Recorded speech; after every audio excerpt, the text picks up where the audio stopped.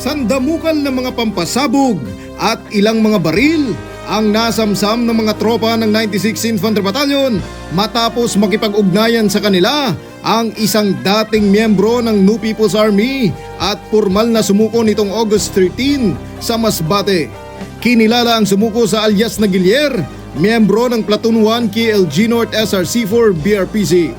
Ayon sa 96IB, isinagawa ang operasyon kasunod ng impormasyong ibinahagi ni Gilier hinggil sa kinaroroonan ng mga kagamitang pandigma ng Communist Terrorist Group sa Barangay Kawayan, Interior Masbate City.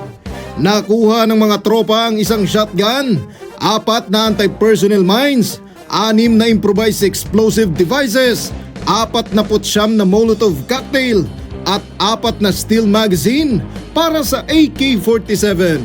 Sa isinagawang custodial debriefing kay Gilier, inamin din itong mayroon siyang itinatagong M16 rifle sa kanyang tirahan sa Monreal, Masbate na agad din niyang itinurn over sa mga otoridad kasama ang 2 magazine at 21 rounds ng 5.56mm ammunition.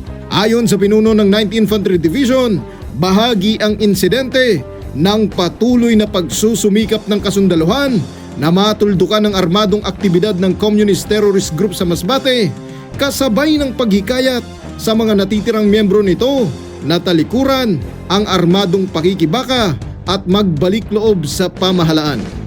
Kapayapaan para sa lahat. Jiro Banania, Sphere News.